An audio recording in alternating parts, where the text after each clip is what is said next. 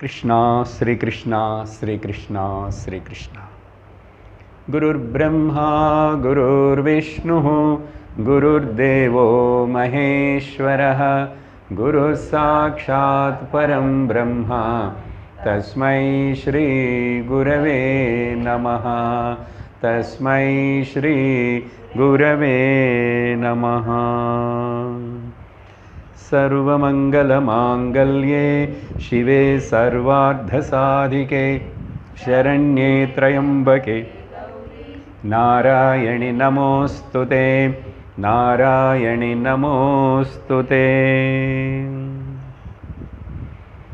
अम्बे ललिता परमेश्वरी देवी की जय। हरि ओम तत्सत्। ஒரு மாதத்துக்கு முன்னாடி நடந்தது நம்ம சத்சங்க. அப்புறம் நடுவில் இடம் விட்டு போச்சு. அந்த சத்சங்கத்தில் அம்பாளுடைய நாமங்கள் 527வது நாமம் வரைக்கும் நம்ம பார்த்தோம். அதோட 108வது ஸ்லோகம் அங்கே முடியறது. அந்த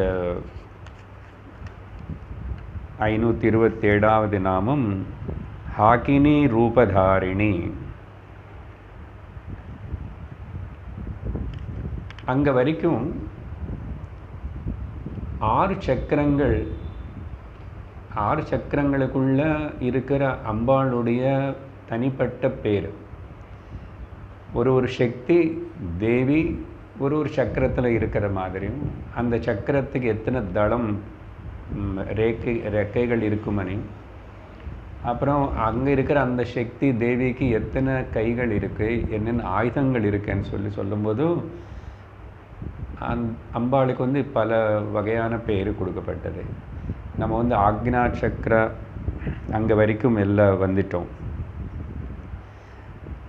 அது முடியும் போது தான் ஹாக்கினி ரூப, ஹாக்கினி பேர், அம்பாளுக்கு பேர். ஓகே, பேரெல்லாம் கொஞ்சம் புதுசாக வித்தியாசமாக இருக்கும். ஹாக்கினி அనే பேரில் இருக்கிற அம்பாளுடைய ரூபம் அங்கன்னு சொல்லி 108வது ஸ்லோகத்தில் 527வது நாமத்தினை கேட்டு முடிச்சிருக்கோம். அதுக்கு பிறகு இப்போது 109வது ஸ்லோகம் படிக்கணும். सहस्रदल पद्मस्था सर्ववर्णोपशोभिता सर्वायुधधरा शुक्ला संस्थिता सर्वतोमुखी. பொதுவாக யோகா குண்டலினி அதெல்லாம் பேசும்போது 6 சக்கரங்கள், ஷட் சக்கரங்கள் இருந்தால் சொல்லுவோம். ஆனால் 7வது கூட இருக்கு. ஆனால் அது 6 சக்கரங்களுக்குள்ள லிஸ்டில் வராமல் இருக்கிறதுனால சப்த சக்கரங்கள்னு எங்கேயுமே சொல்கிறது இல்லை. எதனாலன்னு சொன்னால், அது வேதாந்தத்தில் எப்படி துரியம்னு சொல்கிறோமோ, எது இருக்கிறதுனால மிச்சம் 6 சக்கரங்கள் வேலை பண்ணுறதோ, எது மேலே ஆதாரப்பட்டு இருக்கிறதுனால அது சஹஸ்ரார சக்கரம்னு சொல்லப்படுறது. அது அல்டிமேட்னு. அது இப்படி ஆராதனா, யோகா, குண்டலினி இந்த மாதிரியெல்லாம் சொல்லி அந்த சக்தி நீ ஆராதிக்கிறது. அப்படி பண்ணி கடைசியில் இது எல்லாத்தையும் நீ டிரான்சென்ட் பண்ணணும். ஓகே, டிரான்சென்ட்னா தாண்டி வரணும், தாண்டி வரணும், தாண்டி வரணும். இது எல்லாமே பந்தன் தான் இந்த 6 சக்கரங்களுக்குள்ள. அட்லீஸ்ட் இந்த ஹிருதய ஸ்தானத்தில் இருக்கிற அநாகத சக்கரத்தில் அங்கே வரைக்கும் நம்ம அங்கே தான் ஸ்திரப்படணும். முதல்ல அங்கேருந்து தான் ஆத்தியாத்மிக பிரயாணம் தொடங்கும். அநாகத, அப்புறம் விசுத்தி, ஆக்ஞா. இந்த 3த்தில் நம்ம ஸ்ரவண மனன நிதித்தியாசனங்கள் பண்ணுறோம். ஏன்னா வேதாந்த பாஷை உபயோகப்படுத்தினா தான் இங்கே நமக்கு அது ஒத்து வரும். நம்ம அப்படிப்பட்ட குண்டலினி யோகையோ அந்த பத்ததி அதெல்லாம் நம்ம தந்திரமோ அது பண்ணுறதில்லை. ஆனால் நம்ம எல்லோரும் கூட நல்லாவே ஆக்ஞா சக்கர ஹிருதயஸ்தானம். அநாகதத்தில் நிறைய சிரவணம் பண்ணி நம்ம மனசை நிம்மதி பண்ணிக்கிட்டோம், சாந்தப்படுத்திக்கிட்டோம். அப்படி சாந்தமான அந்த மனசில் இனிமேல் சந்தேகங்கள் வரக்கூடாது, சுத்தமாக இருக்காது. அதனால விசுத்தி சக்கரம், சந்தேக ரகித மனனமும் நடந்து கொண்டு இருக்கிறது.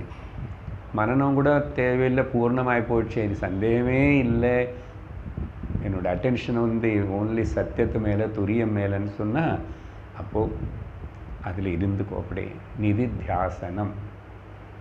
அந்த நிதித்தியாசனத்துக்கு தான் இன்ட்யூட்டிவ் பவர். கேட்ட சிரவணம் ஹிருதயத்துக்குள்ளே போய் காதால் அங்கே அது எசிமுலேட் ஆகி ஊறி அப்புறம் அது பலம் கொடுக்கறதே நிதித்தியாசனம்.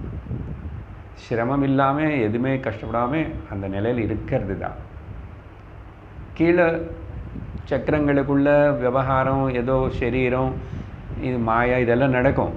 ஆனால் நம்ம அதுக்கு எல்லாத்துக்கும் டிஸ்கவுண்ட் கொடுத்துட்டு ஆக்னா சக்கரத்தில் தெளிவு பர்ஃபெக்டாக வந்துச்சு. அப்புறம் தெளிவுன்னு இப்படி கேட்டு வர தெளிவு சிரவணத்தினால சந்தேகங்கள் தீர்ந்து போச்சுன்னா என்ன, நீ உன்னோட ஸ்வரூபத்தில் நீ இருக்காய். உன்னோட ஸ்வரூபத்தில் நீ இருக்கிறதுக்கு பேர் தான் சஹஸ்ரார சக்கரம். ஆனால் அது யோகப்பரமாக இங்கே இப்போது தந்திரபரமாக பார்க்கும்போது டிஸ்கிரிப்ஷன் இருக்கும் அதுக்கு. ஆனால் இந்த நாமமோ ரூபமோ கொடுத்தோம்னா அதெல்லாம் மாயான்னு ஞாபகம் வச்சுக்கணும். நாமம் ரூபம் கொடுத்தோம்னா அது மாயா. மாயான்னு என்ன, யா மா சா மாயா. எது இல்லையோ ஆனால் இருக்கிற போல் தோணுறதோ அது மாயா. அப்போ இல்லாதது இருக்கிற மாதிரி தோணும் போது அதுக்கு போய் நீ முக்கியத்துவம் கொடுக்கலாமா? முக்கியத்துவம் கொடுத்தா நீ சம்சாரத்தில் உளுந்து போயிடுச்சு. திரும்பி ஜனனம் மரணம் சரீரம் இதெல்லாம் வரும், எல்லாம் துக்கமயமாக இருக்கும், அப்படியெல்லாம் இருக்கும். ஸோ அதனால சஹஸ்ரம். சரி, இங்கே டிஸ்கிரிப்ஷன் என்ன விவரணம் கொடுக்கப்படுதுன்னு பார்க்கும்போது 528வது நாமம் அம்பாளுக்கு. இங்கேருந்து எந்த அம்பாள் பற்றி இங்கே சொல்கிறாங்கன்னு எதுனா யாக்கினி. அது ஹாக்கினி ரூபதாரிணி, இங்கே யாக்கினி. அந்த பேர் வந்து அப்புறம் வரும். முதல்ல டிஸ்கிரிப்ஷன் வருது. சஹஸ்ரதல பத்மஸ்தா. ஓகே, இந்த யாக்கினி தேவி சஹஸ்ரார 1000 ரெக்கைகள் இருக்கிற அந்த பத்மம். நிஜமாக அப்படியெல்லாம் இருக்குமா? 1000 அது எதுக்கு சொன்னாங்கன்னா அதெல்லாம் ஒரு கல்பனை தான். ஓகே, கல்பனை அப்படி சொல்லும்போது நமக்கு ஏதோ ஒன்று ஆலம்பனம் கொடுக்கணும், அது நினச்சிக்கணும், மனசுன்னு அதில் ஈடுபடுத்தணும். அப்படி ஈடுபடுத்திட்டுக்கும்போது திரும்பி அந்த மனசு செஞ்சலமாகக்கூடாது. அது யோக ஆத்தியாத்ம விஷயங்களில் ஈடுபட மனசு வந்து ஏகாகிரத ஆகணும், சொல்லி செஞ்சலமாகக்கூடாது. புருஷ சூக்தத்தில் சொன்ன மாதிரி சஹஸ்ர சீர்ஷா புருஷா, 1000 தலைகள் இருக்கிற அந்த விஸ்வரூபம் பகவான். நிஜமாக என்ன அர்த்தம்? நமக்கு புரியறதுக்கு ஒரு லெவலில் ஏதோ காணப்படுற இத்தனை தலை இருக்க பாரு, அதெல்லாம் பகவானுடைய ரூபந்தான். இத்தனை கைகள் கால்கள் கண்கள் எல்லாம் இருக்க ஒரு ஜீவராசிக்கு எல்லாம் பகவானே தான். மொத்தத்தில் நீ ஒரு இடத்துல வச்சு பாரு, விஸ்வரூப விராட். அப்படி ஒரு நமக்கு முதல்ல அந்த சமஷ்டி அண்டர்ஸ்டாண்டிங் கொடுக்கறதுக்காக இந்த டிஸ்கிரிப்ஷன். ஸோ சஹஸ்ரதல பத்மஸ்தா, அந்த பத்மத்தில் நிவசிச்சுட்டு இருக்கிறவள். அப்புறம் சர்வ வர்ணோபசோபிதா. இந்த 1000 இருக்கிறதுனால பத்மம் அது பல வர்ணங்களோட பல கலர்ஸோட. பத்மம்னா நம்ம நினைக்கிற மாதிரி அது பிங்க் கலரில் தான் இருக்கணும்னு கிடையாது. இந்த குண்டலினி யோகாவில் வர்ணிக்கும் போது ஒரு பத்மத்துடைய கலர் வேறு, அதுக்கு இருக்கிற ரெக்கோடைய சங்கிய வேறு. அதனால் நம்ம பார்க்குற பத்மம்னு நினச்சக்கூடாது அது, சரியா? அப்போது சர்வ எல்லா வர்ணங்களும் அங்கே நம்ம புரிஞ்சுக்கணும். எல்லா வர்ணங்களும் என்ன, எல்லா நாம ரூபங்கள். வர்ணம்னா colour. Form and the colour, colour and the form. So சர்வ வர்ணோபசோபிதா, பிரகாசிச்சிட்ருக்கமா. அப்படி என்ன அர்த்தம்? இத்தனை புஷ்பங்கள், இத்தனை பறவைகள், இத்தனை வகையான கலர்ஸ் காணப்படுறதே, கண்களுக்கு காணப்படுறது. ஒரு சூரியன் உதயிச்சு அஸ்தமிக்கும் போது எத்தனையோ விதவிதமான கலர்ஸ் காணப்படும். அது வேறு மேகங்களில் ரிஃப்ளெக்ட் ஆகி அங்கே வேறு கலர்ஸ் காணப்படும். அது அப்படி சாயங்காலம் மொட்டை மாடி போய் பார்க்கணும். எத்தனோ கலர்ஸ் வரும். அதில் கொஞ்சம் நேரத்தில் அப்படி அப்படி மாறும். வானவில்லு வந்தால் இன்னும் வேறு விதமாக அதில் எத்தனை கலர்ஸ். அதனால் அதெல்லாமே கூட மாயா தேவி அம்பாளுடைய விசித்திரமான வைச்சித்ரீகரணம். அதெல்லாம் அம்பாளுடைய சக்தின்னு சொல்லிட்டு பார்த்து ஆனந்திச்சுக்கோ, அவ்வளோதான். எது நீ குறை சொல்லாத, நீக்காத, எதுவுமே ரொம்ப இஷ்டப்பட்டு அதில் அட்டாச்மெண்ட் ஆகாது. அப்படி இருந்துக்கோ. ராகமும் வேண்டாம், துவேஷமும் வேண்டாம். ஸோ அந்த வகையில் சர்வ வர்ணோபசோபிதா. இங்கே இன்னொரு அர்த்தம் சொல்லணும். வர்ணா, வர்ணம் அப்படின்னா அக்ஷரம். இந்த எழுத்துகள் இருக்குல்ல, எல்லா பாஷையிலும் சம்ஸ்கிருதத்தில் முக்கியமாக அக்ஷரங்களுக்கு அக்ஷரமணி சொல்லுவாங்க, வர்ணங்கள். ஓகே, அதர்வைஸ் ஓவல்ஸ் அனி இப்படியெல்லாம் பிரிச்சுவோம் இங்கிலீஷில் சொன்னால். ஆல் ஆல்ஃபாபெட்ஸ், பர்டிகுலர்லி சம்ஸ்கிருதம். அப்படி பார்க்கும்போது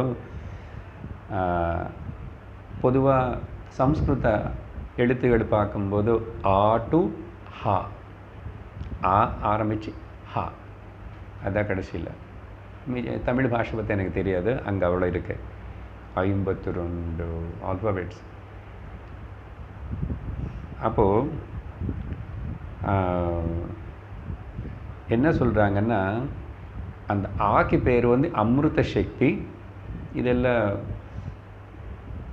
தேவி மகாத்மியம் புராணங்கள் அப்புறம் தந்திரத்தில் அமிர்த சக்தின்னு ஹம்சவதி சக்தி. ஆக்கு பேர் ஹம்சவதி சக்தி, ஆக்கு பேர் அமிர்த சக்தி அப்படின்னு சொல்லப்படுறது. மூலாதாரத்திலிருந்து ஆக்ஞா வரைக்கும்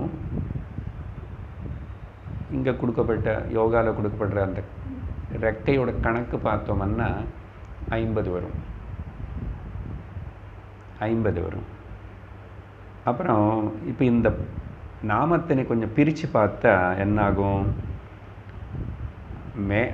முதல்ல 50 மேலக்கு போகும்போது கவுண்டிங்கில் 50, திரும்பி அதே மாதிரி டிசெண்டிங்னு சொன்னால் இன்னொரு 50 வச்சுக்கோங்களாம். சரியா? அப்போது 100 ஆகிறது. 100 ஆகிறது. இங்கே இப்போது சர்வ வர்ண உபசோபிதான்னு நீங்கள் பிரிச்சாச்சுன்னு அந்த பதத்தினை உப, அந்த உபான்னு வார்த்தைக்கு 10ன்னு அர்த்தம். அப்போ 10 × 100 என்ன ஆயிடுச்சு? 1000 இல்லையா? 1000 ஆயிடுது. அதுதான் அப்படி கணக்கு. ஸோ இங்கே இப்போ இந்த பல வர்ணங்கள், இந்த 1000 பெட்டல்ஸ் இந்த ஆக்கினி தேவியோட டிஃப்ரெண்ட் ஷேட்ஸ். ஷேடு தானே சொல்லுவோம். ஓகே, ட்ரெஸ் வாங்கும்போது அந்த ஷேடு கொஞ்சம் பாரு, நல்லா டபுள் ஷேடு. ஓகே, லேடிஸுக்கு ரொம்ப முக்கியம் இந்த ஷேடு பார்த்து இல்லை வாங்க. அடுத்து நாம் 530 சர்வாயுத தரா. மேலே அங்கே வரைக்கும் சொல்லும்போது 4 கை தான் இருக்குது, அப்புறம் ஏதோ 2-3 அங்குஷம், அப்புறம் அதுன்னு சொன்னோம். இங்கே 1000 అనేది எக்ஸாசரேஷன் மாதிரி ஒரு சொல்லுக்குதா. அப்படின்னா ஏகப்பட்ட என்ன முடியாத அந்த அளவுக்கு கைகள் இருக்கிறதுனால எல்லா ஆயுதங்களும் இருக்கு. எதெல்லாம் வெப்பன் ஆயுதம் அனி சொல்கிறோமோ அது எல்லாமே அத்தனை கை இருக்கிறதுனால எல்லாத்தையும் இருக்கு. சர்வ ஆயுத தரா, எல்லா ஆயுதங்களையும் தரிச்சிருக்கான். இந்த கவனிக்கணும். இங்கே இப்போ பார்த்தீங்கன்னா எல்லாமே சமஸ்தம் சமிஷ்டி ஆகிறது, டிவிஷன்ஸ் இல்லை இப்போ இங்கே எதுவுமே. அதுதான் அர்த்தம் புரிஞ்சுக்கணும். ஏகம், ஏகம்ல அநேகம் காணப்படுறது. ఏకత్తులు అనేకం இருந்தா கூட ஏக்கம்னு மறக்காம அநேகத்தில் உளுந்து போகாமல் இருக்கிறது பேர் அறிவு. ஏன்னா அநேகம் అనేది భ్రమద, மாறிக்கொண்டே இருக்கும், காணப்படும், மறைஞ்சு போகும். ஆனால் ஏகம் மாறலை. அந்த மாறாத ஏக்கத்தை மட்டும் நம்ம ஸ்வரூபமனி பிரம்மமனி தெரிஞ்சுக்கிட்ட நீ சஹசிராரத்தில் நீ ஸ்திரமாயிட்டேன்னு அர்த்தம்.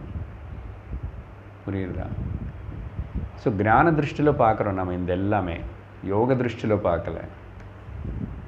யோக திருஷ்டியில் பார்த்து கூட கடைசியில் ஞானம் வரலன்னா அது ப்ராப்ளம், டேஞ்சர். ஆமாம், என்ன திரும்பி மாயக்குள்ளே வருவான்.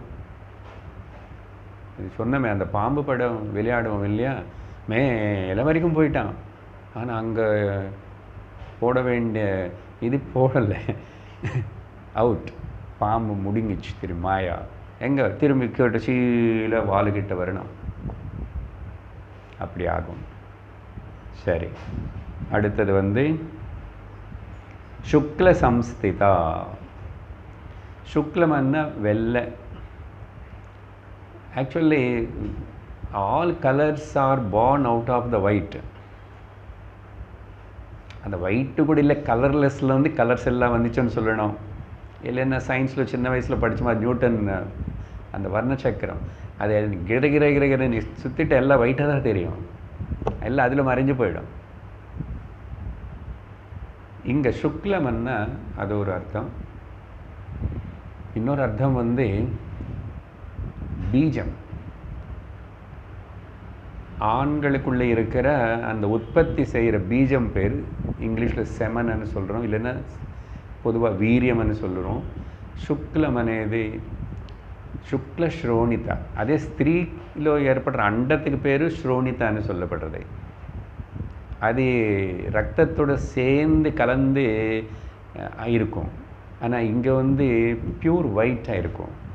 ஸோ சுக்ல சம்ஸ்திதான்னா உற்பத்திக்கு காரணமான அந்த புருஷ பீஜம் ஏது இருக்கின்றனதோ அது அம்பாளுடைய ரூபந்தான், சக்தி தானே அது. அப்படின்னு சொல்லிட்டு இங்கே ஸ்பெஷலாக சுக்ல சம்ஸ்திதா அப்படின்னா ஸ்ரோணித்தில் இல்லையான்னு, ஸ்ரோணித்தில் அப்படி இருக்கு, வேறு இடத்துல வந்துச்சது. ஓகே, இங்கே சுக்ல சம்ஸ்திதான்னு ஸ்பெஷலாக சொல்லப்பட்டது.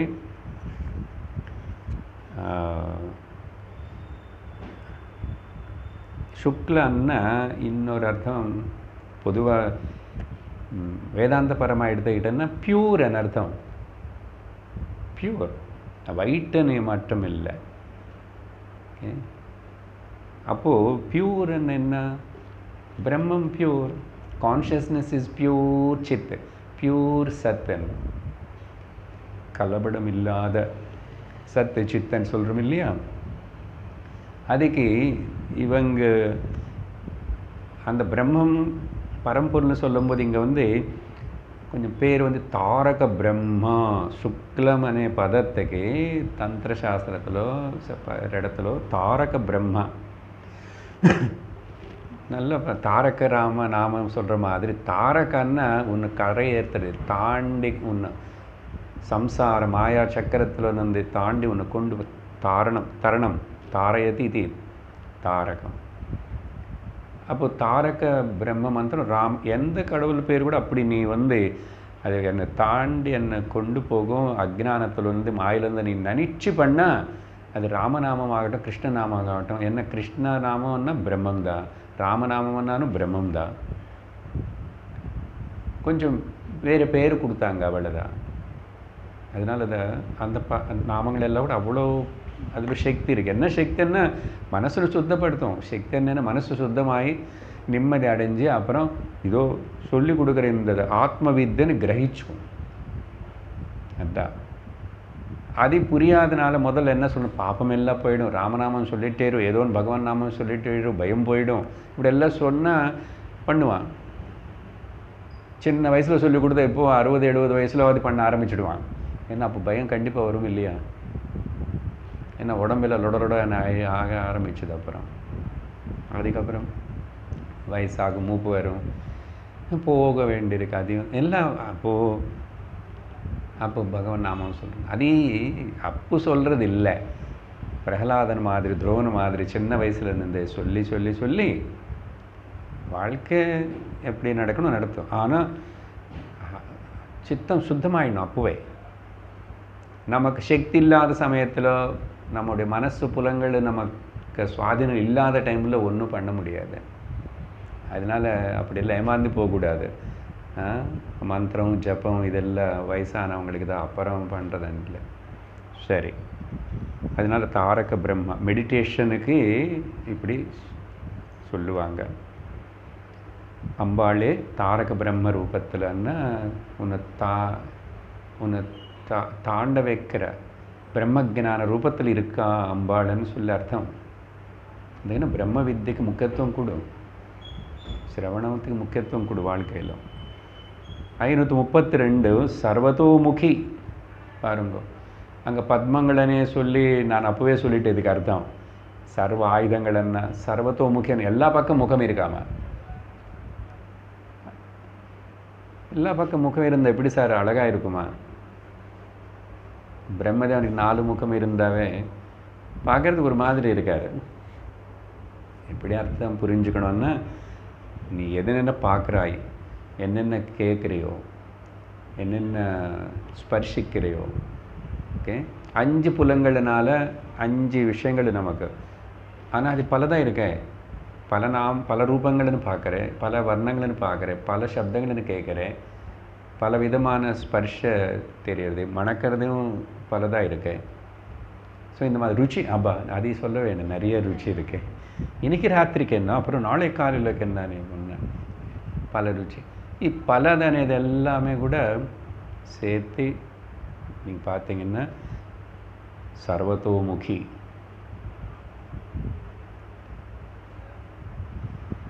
அப்படின்னு புரிஞ்சுக்கணும். எல்லா வகையாக எது எதில் அனுபவப்படுறது அது எல்லாமே. அடுத்ததாக 110வது ஸ்லோகம். சர்வோதன பிரீத சித்தாம் யாகின்யம்பா ஸ்வரூபிணி ஸ்வாஹா ஸ்வதா மதிர்மேதா ஸ்ருதி ஸ்மிருதிரனுத்தமா.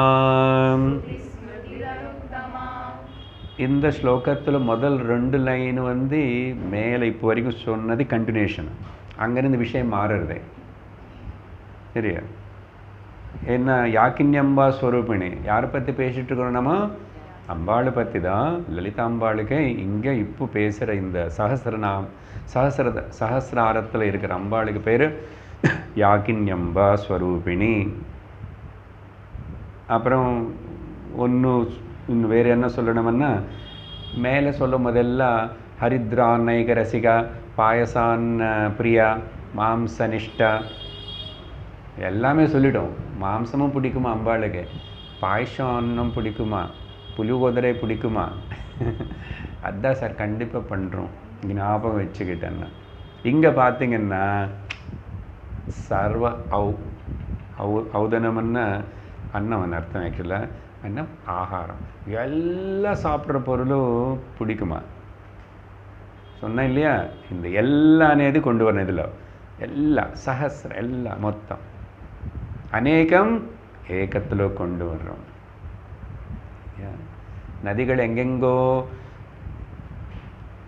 தொடங்கி ஆரம்பித்து மலையில் எங்கோ எல்லா நதிகளும் சமுத்திரத்தை நோக்கி தான் போகும். வேறு எங்காவது போகுமா? ஒன்றும் கொஞ்சம் லேட்டாக வந்தாலும் சமுத்திரத்தில் வரணும். ஏன்னா அதோடைய பிறப்பு இடம் அதுதான், வீடு அதுதான். அதனால் வீட்டுக்கு திரும்பி வந்து சேரணும். அதே மாதிரி தான் இந்த அநேகம் అనేది வச்சுக்கிட்டு பிரமப்படாது. அதனால் உனக்கு அநேகமே முக்கியமான நீ பார்க்கும்போது துக்கம் வரும். அதனால் நமக்கு இருக்கிற இந்த இன்ஸ்ட்ருமெண்ட்டு கண்ணு காது மூக்கு இல்லை மனசு புத்தி இதெல்லாம் வச்சுக்கிட்டு துக்கப்படுறதுக்காக இல்லை இந்த ஜென்ம மனுஷனுக்கு. ஆனால் துக்கம் வருதே சார், துக்கம் வந்தால் வரட்டும், நீ ஏன் துக்கப்படணும்?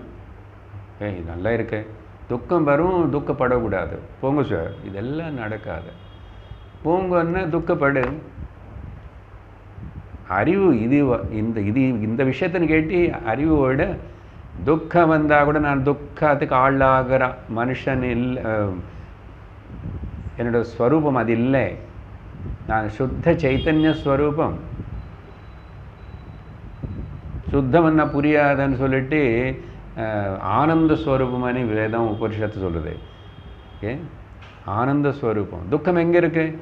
நீ அநேகத்தில் நீ மனசு போட்டால் துக்கம், ஏகத்தில் மனசு போட்டால் சுகம். சர்வம் ஆத்மவசம் சுகம், சர்வம் பரவசம் துக்கம். பர ஆத்மான ஆத்மான ஒன்று, பரான்னா பலது. பலதுலேருந்து மனசு திருப்பு அப்படின்னு அர்த்தம். சர்வோதன பிரீத்த சித்தா யாக்கின்யம்பா ஸ்வரூபிணி. ஸோ மேலே சொன்ன 6 மந்திரங்கள் இந்த யாக்கின்யம்பாக்கு சேர்ந்தது. 7வது சக்கரமாக எடுத்துக்கிட்டால் சஹசிராசர அது. அதுக்கப்புறம் இப்போ இங்கே இது எல்லாம் 7 சக்கரங்கள், 7 யோகினிகள். யோகினிகள்னா அம்பாளுக்கு இங்கே யோகினி யோகினி யோகினி, யாக்கினி யோகினி, டாக்கினி யோகினி, அப்படி அதெல்லாம் விவரம் சொல்லி முடித்ததுக்கப்புறம் இப்போ வந்து இந்த ஏக வஸ்துவாக இருக்கிற பரம்பொருள் ஏகமாக இருக்கிற அந்த அம்பாளுக்குடைய சில குணங்கள், இன்னும் ஏகத்தில் குணங்கள் இருக்குமான்னா உண்மையாக இல்லை. திரும்பி நமக்கு கொஞ்சம் புரிய வைக்கிறதுக்காக, பிரம்மத்தில் குணங்கள் இல்லை, ஆனால் பிரம்மனுக்கு சில விஷயங்களை சொல்கிறோம். எட்ரிபியூட்லெஸ், விசேஷணங்கள் இல்லை. ஆனால் ஏதோ ஒரு வார்த்தை சொல்லி அந்த விசேஷணங்கள் இல்லாத எட்ரிபியூட்லெஸ் பிரம்மனை நமக்கு புரிய வைக்கிறதுக்கு சாஸ்திரம் ஏதோ ஒரு பதம் உபயோகப்படுத்த வேண்டியது இருக்கு. உதாரணத்துக்கு நித்யா, ஆனால் அந்த அர்த்தம் எடுத்து அது எட்ரிபியூட்டானு இல்லை. அது அப்படி எல்லாமே நித்யா சர்வகதா ஸ்தாணு, நித்ய சர்வகத ஸ்தாணு அச்சலோயம் சனாதனஹ, பகவத்கீதை இல்லை, எல்லா உபனிஷத்து எல்லா இடத்துல சொல்கிறோமா. ஓகே, அதெல்லாமே கூட குணம் இல்லை. அது அந்த வார்த்தை சொல்ல வேண்டியிருக்கு, அது கேட்டு நீ அதில் குணங்கள் இல்லைன்னு புரிஞ்சுக்கணும். அது உன்னோட பெருமை. புரியுறபடி சொல்லுவான் குரு சாஸ்திரம், நான் அதை கேட்ச் பண்ணோம் அந்த விஷயத்தை. ஸோ அதனால் இங்கே இனிமேல் வரப்போகிற இது எல்லாமே கூட வித்தியாசமாக இருக்கும் கொஞ்சம் நாமங்கள். அதே ஸ்லோகத்தில் வருது 535 ஸ்வாஹா. எல்லாருக்கும் கேட்ட தெரிஞ்ச பதம்தான். ஓகே, யாராவது ஏதாவது கையில் வச்சுக்கிட்ட உடனே ஃபுல்லாக அப்படி எல்லாம் முடிங்கிட்டான், எல்லாம் வாயில் போட்டுட்டு ஸ்வாஹா பண்ணிட்டியா, ஸ்வாஹான்னா உள்ளக்கு எடுத்துக்கிறதுன்னு அர்த்தம். ஒரு க்ஷணம் இப்போ தான் கொடுத்தது, குழந்தை எல்லாம் சாப்பிட்டு முடிச்சிச்சு, ஸ்வாஹா பண்ணிட்டு எல்லாம். பொதுவாக ஸ்வாஹான்னு எல்லாம் யக்னம் யாகம் பூஜை ஹோமம் பண்ணும்போதும் சொல்கிற வார்த்தை. அது ஆக்சுவலாக எந்த ஆகுதி சமர்ப்பிக்கும் போதும் அதுக்கு சேர்ந்த அந்த தேவதை அது இதெல்லாம் சொல்லி சொல்லி சொல்லி கரெக்டாக போடும்போதோ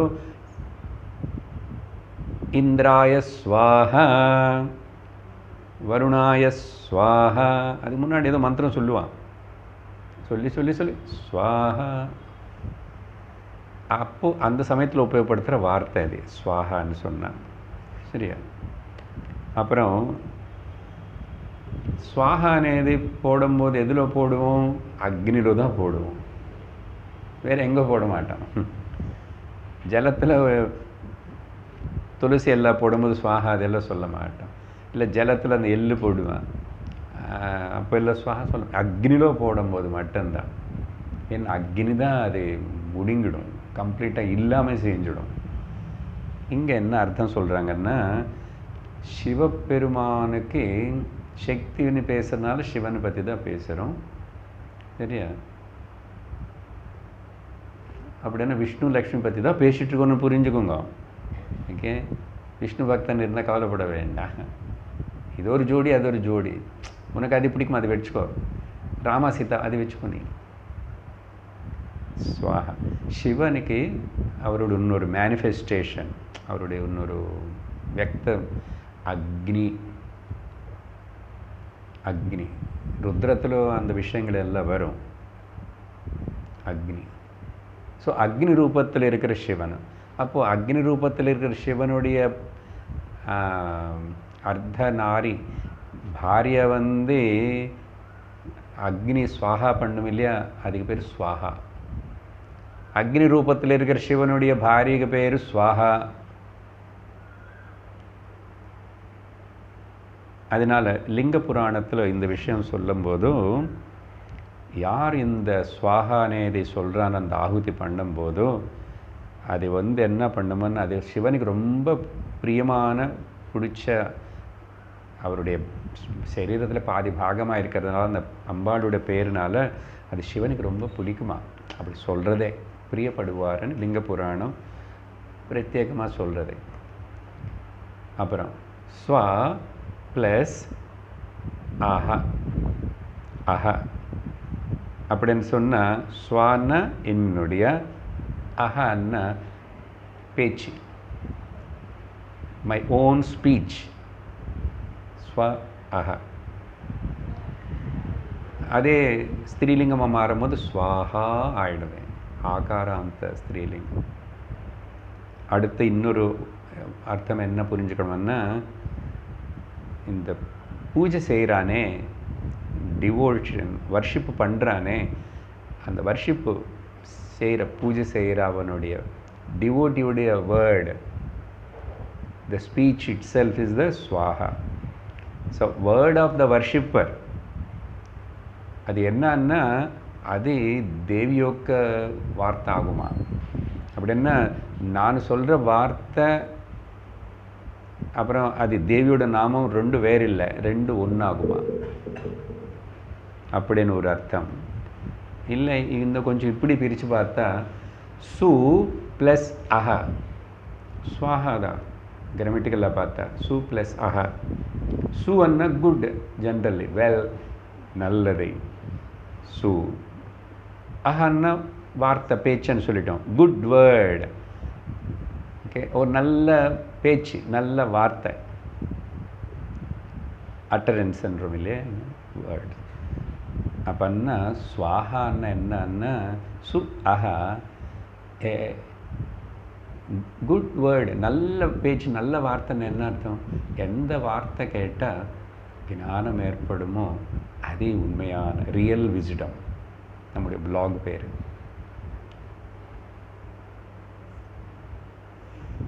ஓகே, ரியல் விஸ்டம்.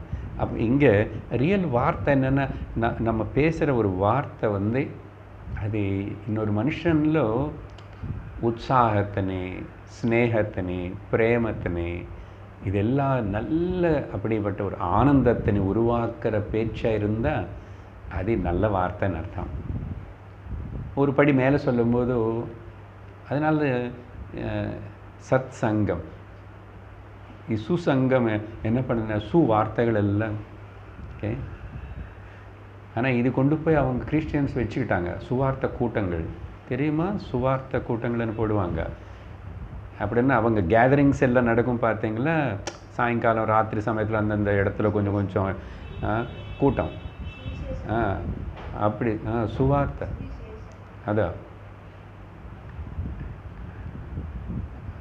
அப்படி இங்கே நமக்கு வந்து விஸ்டம், பிரம்ம ஜானத்தினோடு கொடுக்குற பேச்சு. இப்போது லலிதா சஹஸ்ரநாமம் சொல்லி கூட என்ன சொல்லிக் கொடுக்குறோம்? பிரம்ம ஜானத்துக்கு தான் விஷயம்.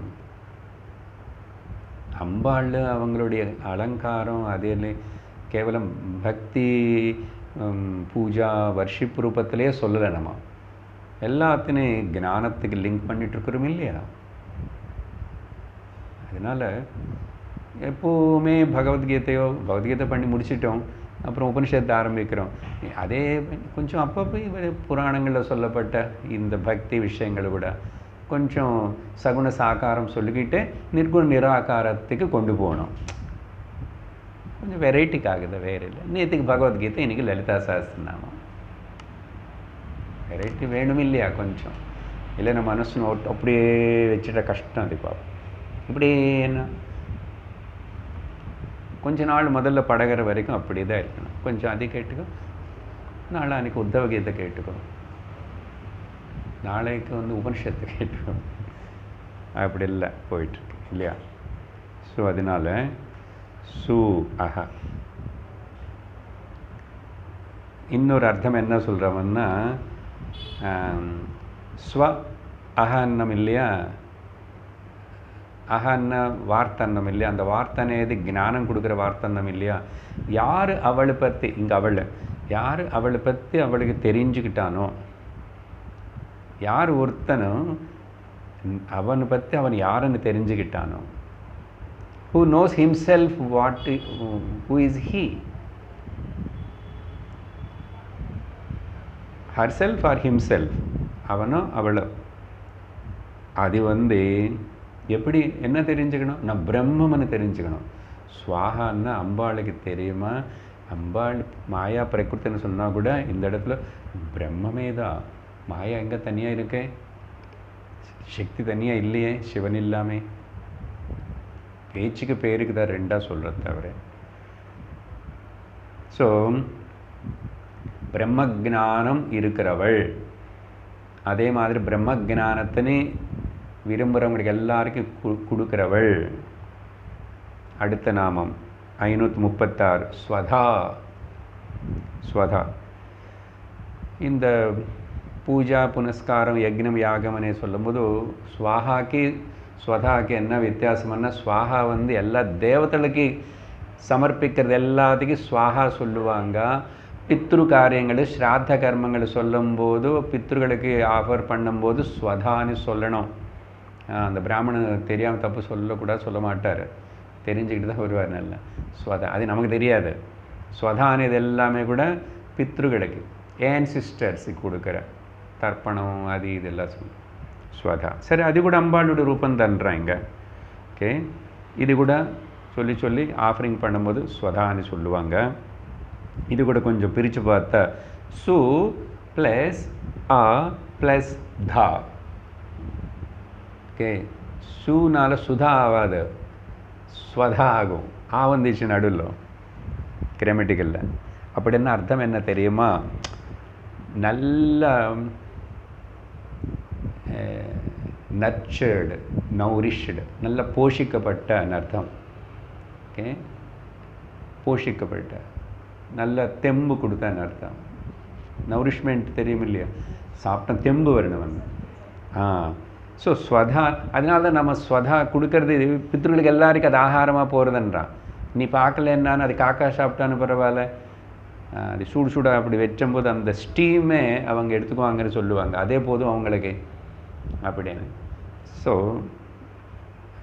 எது போஷித்து அவங்களை நௌரிஷ் பண்ணி அவங்களுக்கு ஆகாரம் ஆகிறதோ பித்ருகளுக்கு ஜலமாவது அது அப்படி. அதனால தான் இந்த பூஜா புனஸ்காரம் யக்ஞ யாகங்களில் சொல்லப்படுற இந்த ஆகுதி எல்லாத்துக்கு கூட 5-6 பதங்கள் சொல்லுவாங்க. இப்போ பார்த்தது ஸ்வாஹா, ஸ்வதா, ஸ்ரௌஷத், ஔஷத், வஷட்.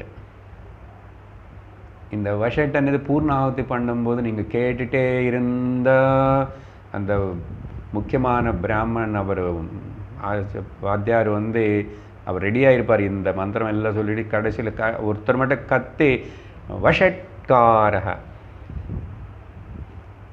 அதனால தான் ஓம் விஷ்ணு சஹஸ்ரநாம ஸ்டார்டிங் என்ன,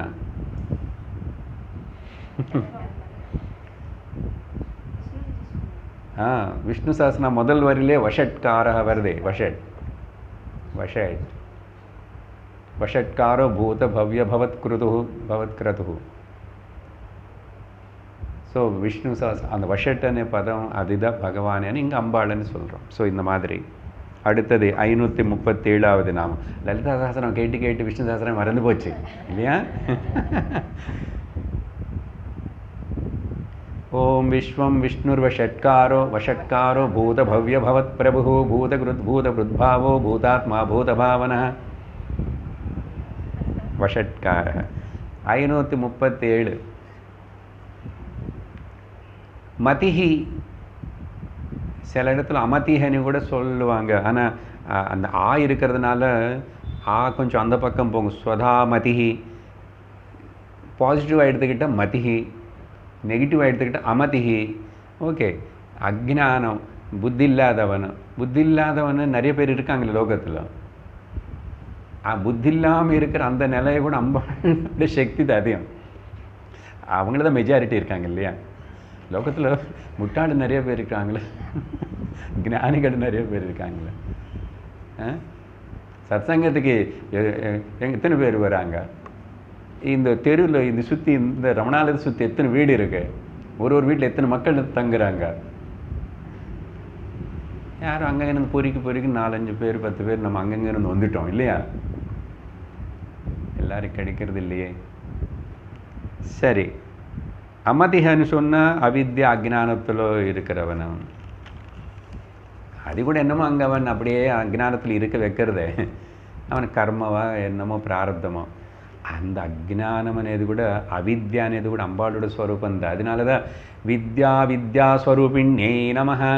வித்யா ரூபத்தில் இருக்கிறதும் அவித்ய ரூபத்தில் இருக்கிறது நீயேதா. சரி,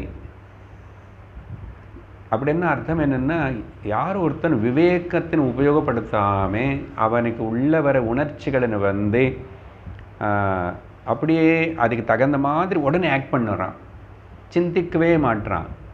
அஜ்ஞானம்னு அர்த்தம் அது ஆத்மஜானம் தெரியாதவன் மட்டும் இல்லை, விவேகம் உபயோகப்படுத்தாமல் டிஸ்கிரிமினேஷனும் அவனுக்கு உள்ள வர உணர்ச்சிகளினால அவனுக்கு என்ன தோன்றது அது சட்டுன்னு ஆக்ஷனாக பண்ணுறானே அவனும் அஜ்ஞானி.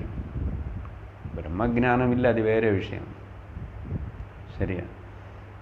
அதனால் அது கூட அம்பாளோட சக்தி தான் அங்கன்னு சொல்லி, அதனால தான் இவன் அஜ்ஞானி என்ன பண்ணுறான், ஸ்ரேயஸு பிரேயஸு ரெண்டு முன்னாடி வந்து நிற்கும் போது கட்டோபனிஷத்தில் சொன்ன மாதிரி, ஓகே, எது ஹிதம் எது பிரியம் அதுன்னு பிரேயஸு ஸ்ரேயஸ் ரெண்டு இருந்தால் கூட, ஆனால் இந்த மூடன் வந்து அவிவேகி அந்த பிரேயஸ்னே தேர்ந்தெடுத்துக்கிறான், ஆனால் தீரனை வந்து ஸ்ரேயஸ்னே வரிச்சுக்கிறான் அப்படின்னு உபனிஷத்து சொல்லுது. அதனால இங்கே மதிஹி அன்னா தீரஹ, அமதிஹி அன்னா அஜ்ஞானி அவிவேகி.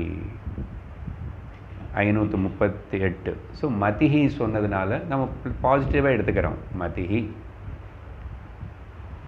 யோசிக்கக்கூடிய சிந்திக்கக்கூடிய சக்தி இருக்கிறவனும் மனுஷன், அவனுக்கு மதி இருக்கு, வில் பவர் இருக்கு.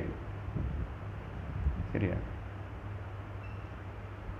அதனால் அந்த மதி இருக்க அதை உபயோகப்படுத்தணும், அதை நீ சரியாக நடத்திட்டு அங்கே நல்ல தெளிவாக சத்தியம் என்னன்னு தெரியணும்னா மேதா இருக்கணும்.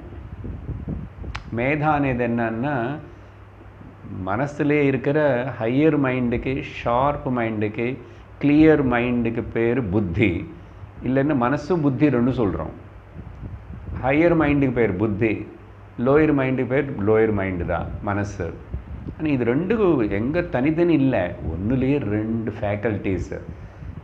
Just thinking faculty, second is discriminator and discerning faculty, விசக்ஷணை பண்ணி செய்யக்கூடிய சக்தி. அந்த ஹம்சபால அன்னப்பறவைக்கு இருக்கிற மாதிரி க்ஷீர நீர விவேகம். ஸோ மேதானது எல்லாருக்கும் இருக்கு, ஆனால் அதனை ஷார்ப்பாக வச்சுக்கல. சாணம் பிடிச்சி அதை வச்சுக்கணும் ரெடியாக மெண்டர் மாதிரி மேதா. அதனால் அந்த மேதா சக்தி நல்லா ஷார்ப்பாக இருக்கும்போது தான் தத்துவஜானம் கிரகிக்க முடியும். அதனால தான் நீ காலையிலேருந்து செய்கிற சின்ன சின்ன சாதனைகள் தபஸ் எல்லாம் கூட உன்னோட மேதா சக்தி நீ இம்ப்ரூவ் பண்ணணும். இந்த கிராஸ்பிங் பவர்னு வச்சுக்கோங்களேன். சும்மா கேட்கறது இல்லை, சும்மா கேட்கறதுக்கு கண்ணு திறந்தா காது திறந்து இருந்தால் போதும், கண்ணு முன்னா கூட காது திறந்து கேட்டுச்சு என்னமோ, அதுக்கப்புறம் என்ன ஆயிடுச்சு, என்னமோ சொன்னார், 3/4 மணி நேரம் என்னமோ சொல்லிகிட்டே இருக்கிறான். சொன்னதுன்னு வச்சுக்கோ, மேதா ஒர்க் பண்ணல. ஏன்னா அங்கே ஏதோ ஆப்ஸ்டிக்கல்ஸ் இருக்குது, நித்ரா, லேசினஸ், சோம்பேறித்தனம், என்னமோ வியாதி, கஷ்டம், துக்கம், சம்திங், கஷாயம். அது எல்லாத்துக்கு பேர் கஷாயம். கஷாயம்னா அழுக்கெல்லாம் இருந்தாங்க மேதஸ்ன்னு வேலை பண்ண விடாது. அதனால மேதஸ்ஸினை வளர்த்ததுக்காக தான் ஸ்தோத்திரங்கள் சொல்கிறது, மந்திரங்கள் சொல்கிறது, ஜபம் பண்ணுறது, பிராணாயாமம் பண்ணுறது, யோகா பண்ணுறது, அது எல்லாமே. இல்லைன்னா மேதா சூக்தமே படிச்சுக்கோ, தெரிஞ்சுக்கணும். மேதா అనేది சரஸ்வதிக்கு இன்னொரு பேர். அந்த இன்டெலிஜென்ஸ். ஓகே.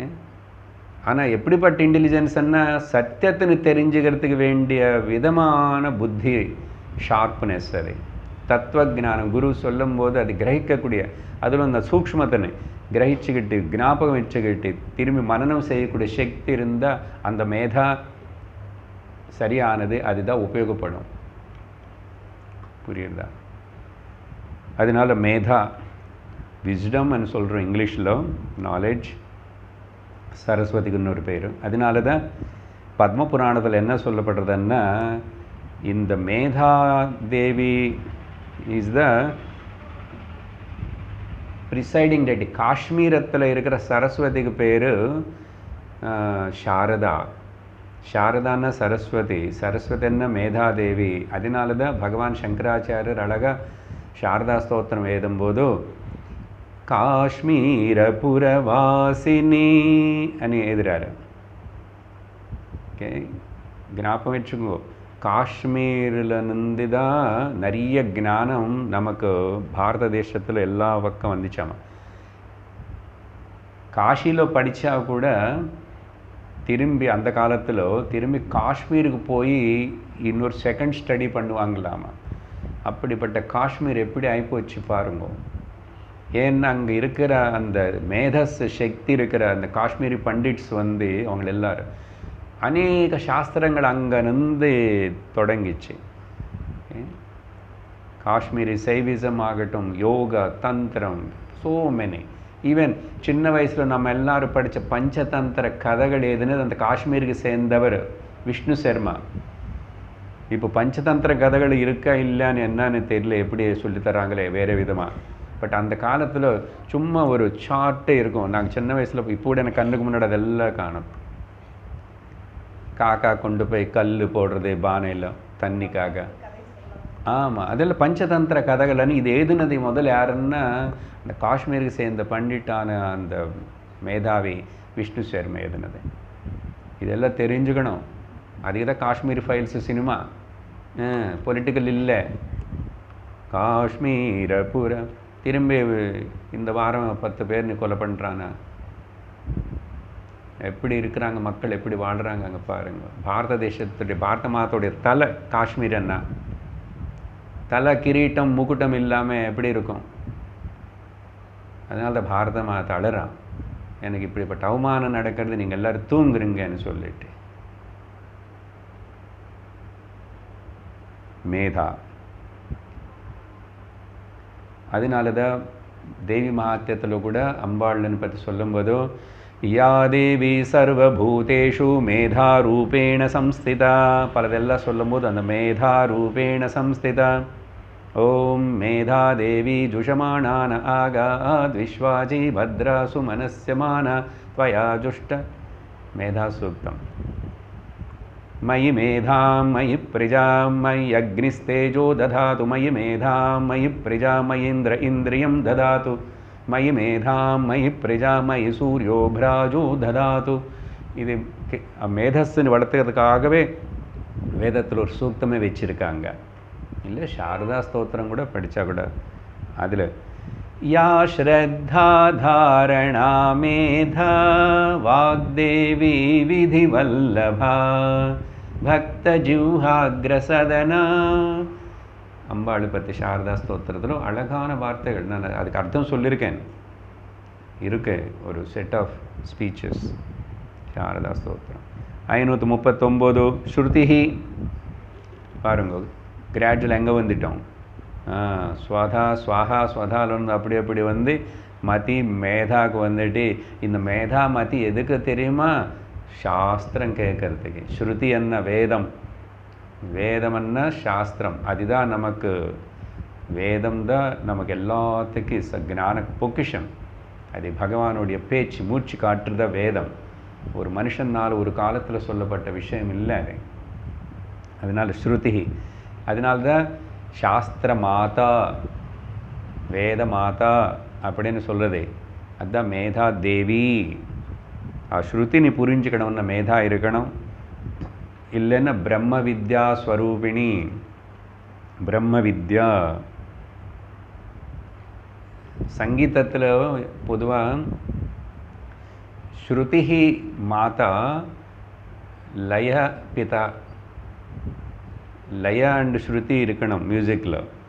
லயனா தாளம், அது வந்து அம்மா அப்பா மாதிரி. அம்மா இங்கே அதே மாதிரி ஸ்ருதி பிரம்ம வித்யா.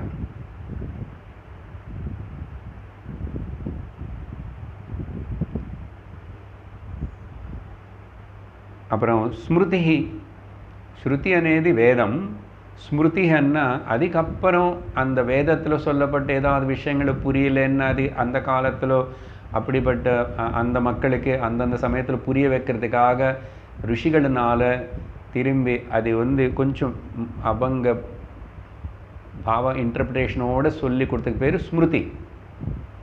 ஸ்ருதி ஸ்மிருதி புராணானாம் ஆலயம் கருணாலயம் அப்படின்னு சங்கராச்சாரியருடைய பிரார்த்தனை ஒன்று வரும், ஸ்மிருதி. அப்போது ஸ்ருதி ரூபத்தில் ఉన్నది அம்பாள் தான், ஸ்மிருதி ரூபத்தில் இருக்கிறது அம்பாள் தான்.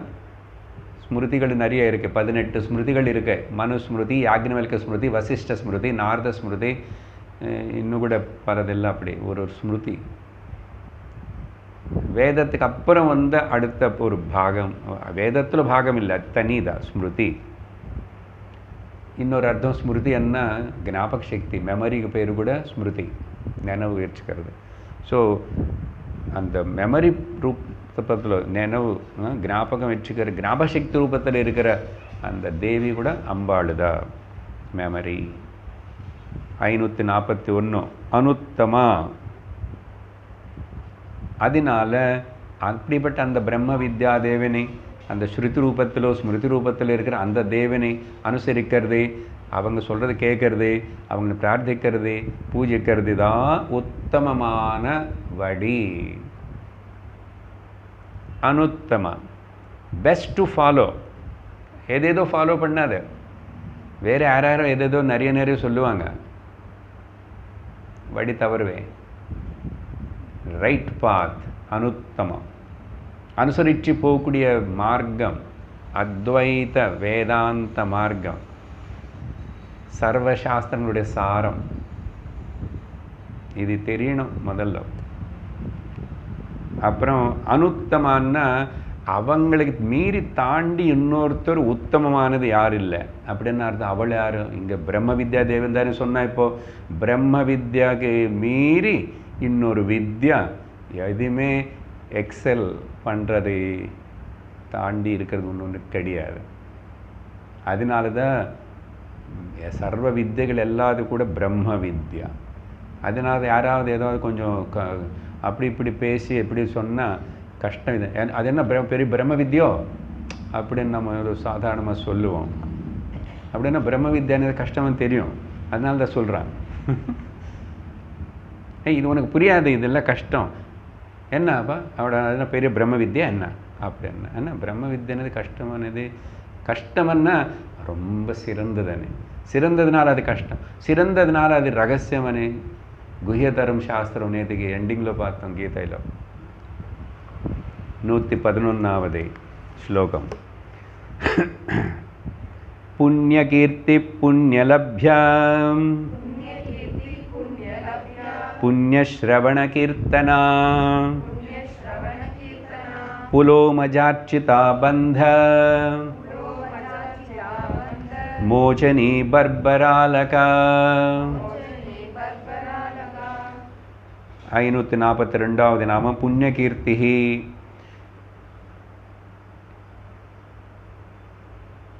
எது கீர்த்தனை பண்ணா, எது கேட்டா, எது செய்யறதுனால புண்ணியம் ஏற்படுமோ, இல்லை யாருக்கு புண்ணியமானனுக்கு புண்ணிய கீர்த்தின்னு சொன்னால் பவித்திரமான கீர்த்தி இருக்கு.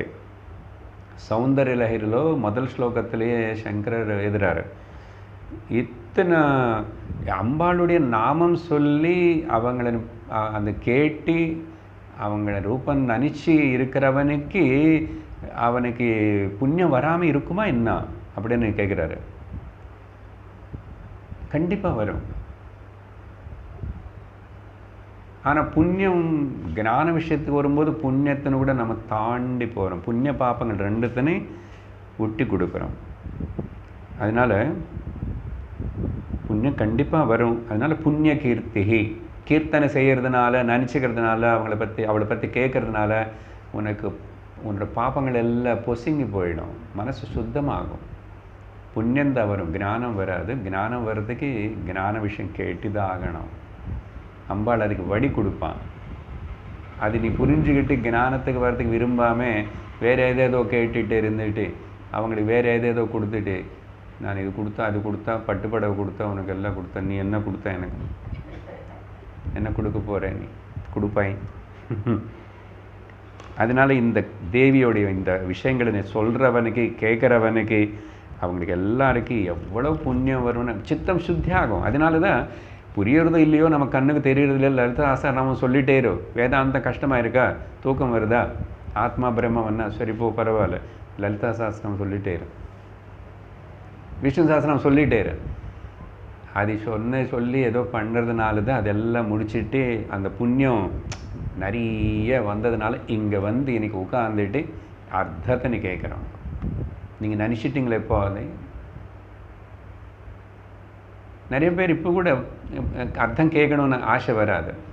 ஆனால் வீட்டில் படிக்கிறவங்க நிறைய பேர் இருப்பாங்க, தெரியும் இங்கே லலிதா சஹஸ்ரநாமம் நடக்கிறதுன்னு கூட 2, 4, 5 மாதம் ஆகிடுதுன்னு. ஆனால் வரமாட்டான். ஏன்னா இன்னும் அந்த புண்ணியம் பலிக்கலை, பக்தி சுத்தமாகலை, ஹிருதயம் சுத்தமாகலை.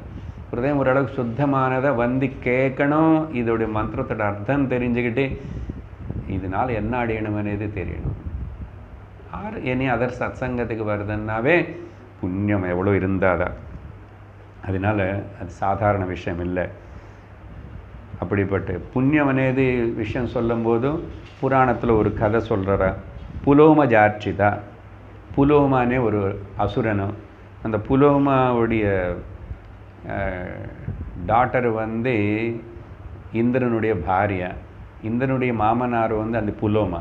அதே பிடிச்சார், அசுரனு தேவனு மாமனார் ஆகிட்டாருன்னா சண்டை வந்துச்சு. ஆக்சுவலாக சண்டத்தில் ஜெயிச்சதுக்கப்புறம் சரி நான் தோற்று போயிட்டேன், என்ன நீ கொலை பண்ணுறேனையோ, எங்கள் குழந்தை மட்டும் எங்கள் பொண்ணுன்னு மட்டும் இப்படி அம்மன் விட்டு நீ கல்யாணம் பண்ணி கொண்டார். அப்புறம் அந்த அம்மா இந்திராணி ஆகிட்டான். ஆக்சுவலாக அவங்களுடைய பேர் புலோமஜா. புலோமா அசுரனுக்கு பிறந்தவள் பத்மஜா மாதிரி. அந்த புலோமா வந்து அப்படின்னா இந்திராணி, இல்லைன்னா ஷெச்சி தேவி, இந்திரனுடைய பாரியா. இவங்க பூஜை பண்ணதுனால அம்பாளோட அனுகிரகத்தினால ஒரு பெரிய கஷ்டத்தில் வந்து வெளியில் வந்துட்டான். இது கொஞ்சம் கதை கிடிகிடுன்னு சொல்லுவேன். ஒரு காலத்தில் என்ன ஆயிடுச்சுன்னா, பாகவதத்தில் இது கொஞ்சம் வந்துச்சு. நஹுஷானே ஒரு ராஜா வந்து 100 அஸ்வமேத யாகங்கள் பண்ணார். 100 அஸ்வமேத யாகம் பண்ணிட்டு இந்திரன் போஸ்ட்டு வரும். இந்திரன் போஸ்ட்டு வந்துச்சு. போஸ்ட்டு வந்துச்சு. அங்கே போனதுக்கப்புறம் எப்படியெல்லாம் நல்லா நடத்துவார் அந்த ஆஃபீஸ்னோ பிரைம் மினிஸ்டர் ஆனதுக்கப்புறம். அதனால் படியே இந்திரனும் அவனுக்கு போஸ்ட் போயிடுது. அவன் வேறு சேரில் உட்காருவானு இருப்பான். அவன் ஒன்றும் கொலை பண்ணிட்டு இவனு போகல, எக்னம் பண்ணிட்டா போஸ்ட் வந்து சேர் மாறிச்சு. எலெக்ஷனில் மறுபடியும் ரிசல்ட்ஸ் வந்தாச்சுன்னா 2024 நம்ம ஆள் வருவார். சரியா வருவார். இப்போ இருந்தே எல்லோரும் வரணும்னு சொல்லிக்கோங்க, வருவார். அப்போ என்ன ஆச்சு, நௌஷன் இந்திரன் பதவி கிடைச்சது, சீட்டு வந்துச்சு. பாருங்க புத்தி எப்படி இருக்கும். 100 அஸ்வமேத யாகம் பண்ணதுக்கப்புறம் போனால் இந்திரலோகத்துக்கு போன ஒருத்தனுக்கு இப்படியா இந்திர சீட்டு மட்டும் வந்து நான் அப்போ இந்திரனுடைய பாரியை கூட எனக்கு பாரியை இருக்கணுமா இருக்க வேண்டாமான்றானாமா. நல்லா புரிஞ்சுக்கணும் இந்த கதைகளிலிருந்தே. நீ என்ன லோகம் போனாலும் சரி, உனக்கு இதுதான் யோகா சக்தி அது இது பண்ணால் எங்கோ அந்த காமம் குரோதம் லோகம் ஒன்று வந்து திரும்பி தலைகீழ பண்ணிடும், கீழே தள்ளிடும். இப்போ ஆயிடுது அவனுக்கு. சரி இந்திராணி கூட எனக்கு பாரியாக இருக்கணும். இந்திராணி கேட்டு நேராக கேட்டான், இப்போது இந்திரன் போஸ்ட்டில் நான் தானே இருக்கேன், நீ எனக்கு பாரியாக இருக்கக்கூடாதுன்னா அந்த அம்மா பதிவிரத்தமா, நான் இந்திரனை தவிர நான் யாருக்கு இல்லை, அந்த இந்திரனை தவிர நீ இந்திரன் போஸ்ட்டுக்கு வந்தான்னு சரி அப்படின்னு சொன்னால் இவனு விடமாட்டுறான். அப்போது அந்த அம்மா வந்து ஒரு கண்டிஷன் வச்சுட்டான், என்னன்னா, நீ சப்த ரிஷிகளினால தூக்கப்படுற பல்லாக்கில் வந்தால் உனக்கு கல்யாணம் பண்ணிக்கிறேன்னு, அது உனக்கு பாரியாக இருக்கான்னா. இதெல்லாம் பண்ணுறதுக்கு ஒரு ஐடியா வந்ததுக்கும் இதில் இவனு தோற்றி போயிடுவான்னு தெரியறதுக்காக காரணம் என்னன்னா, இந்திராணி புலோமிஜா அம்பாளன் பிரார்த்திச்சிட்டான், எப்படியாவது இப்படிப்பட்ட இந்த தொந்தரவு கஷ்டத்துலேருந்து என்னை காப்பாற்றுன்னு சொல்லிட்டு. அது புராணத்தில் கதை. அம்பாள் வந்தப்போ இந்த ஐடியா கொடுத்து அப்படி சொல்ல வச்சு, சரி அவன் அது ஏற்பாடு பண்ணிட்டான். இந்திரன் இல்லையோ, வாங்க சப்தரிஷிகள் எல்லோரும் வாங்க, பாப்போம் பிராமணர்கள் வந்துட்டாங்க, அவங்கள எல்லோரும் பல்லாக்கு தூக்கணும். தூக்கிட்டு வரும்போது அதில் அகஸ்தியர் இருக்காராம்மா. அவர் குள்ளம் குண்டு. அவர் நடக்கும்போது கொஞ்சம் பல்லாக்கு அப்படி இப்படி ஆகும். ஏன்னா அவர் ரொம்ப ஷார்ட்டு. இருக்கிற ரிஷிகளிலே அகஸ்தியர் ரொம்ப ஷார்ட்டு, குண்டாக இருப்பார்.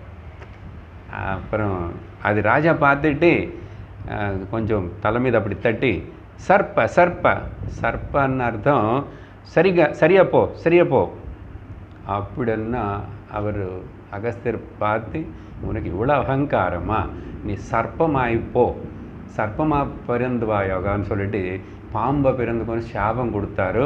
டபக்குன்னு கீழே விழுந்துட்டார். எங்கே? பூலோகத்தில் பெரிய மலைப்பாம்பாக பிறந்தார். ஐயோ, எங்கே கதை புலோமுஜா எங்கே போயிடுச்சு? நல்லா இருக்கு சொல்லுங்கள் சார். என்ன விழுந்துட்டாரு, அவ்வளோ மேலே போய் விழுந்துட்டாரு. எதுக்கு இதெல்லாம்? நிம்மதி இங்கே இருந்துட்டு கிளாஸுக்கு 7 நாள் 7 கிளாஸுக்கு 6 கிளாஸுக்கு வரணும். எங்கே வரீங்க? ஒன்றுக்கே ரெகுலராக வரத்துக்கு கஷ்டமாக இருக்குது. டைம் போயிடுது, வாழ்க்கை போயிடும். எப்போ கேட்க போகிறோம், எப்போ இதில் ஸ்திரமாக போகிறோம், இந்த மாயா அக்ஞானத்திலிருந்து விடுவிக்கப்படுவோம். லைட்டாக எடுத்துக்கிட்டால் லைட்டாக தான் எப்போ இருக்கும். Wish you all the best for next லைஃப்னு சொல்லணும்.